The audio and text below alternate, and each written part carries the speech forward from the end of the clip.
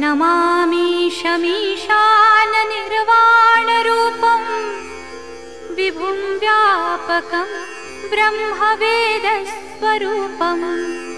अजं निर्गुणं निर्विकल्पं निरीहं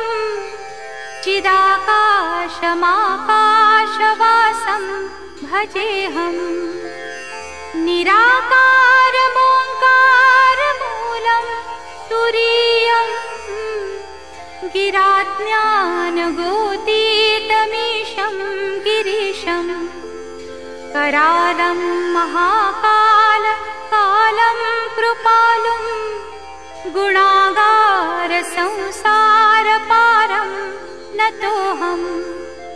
तुषाराद्रिसङ्काश गौरं गभीरं मनोभूतकोटिप्रभाश्रीशरीरं स्फुरन्मौलिकल्लोलिनी चारुगङ्गा लसद्भालबालेन्दु कण्ठे भुजङ्गा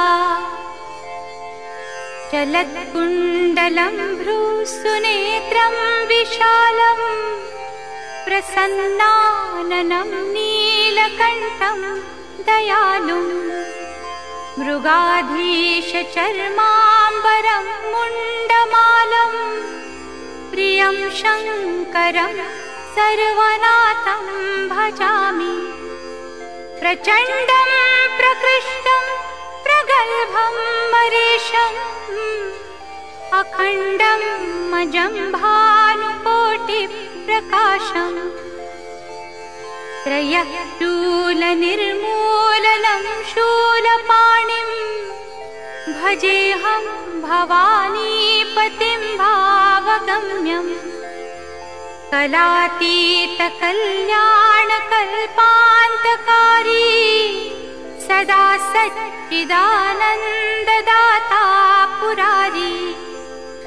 चिदानन्दसन्दोहमोहापहारी प्रसीद प्रसीद प्रभो मन्मथारी न यावत् उमानाथ पादारविन्दं भजन्ति हलोके परे वा नराणाम् न तावत् सुखं शान्ति सन्तापनाशं प्रसीद प्रभो सर्वभूताधिवासम् न जानामि योगं जपं नैव पूजा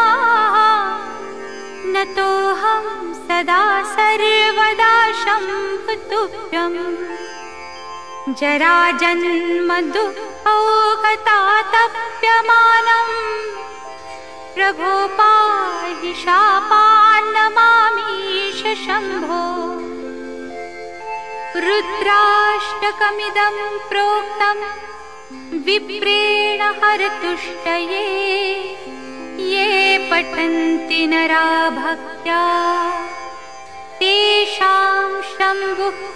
प्रसीदति इति श्रीमद् रामायणे विप्रकृतं रुद्राष्टकं श्रीशिवार्पणमस्तु। ॐ शान्ति शान्ति शान्तिः।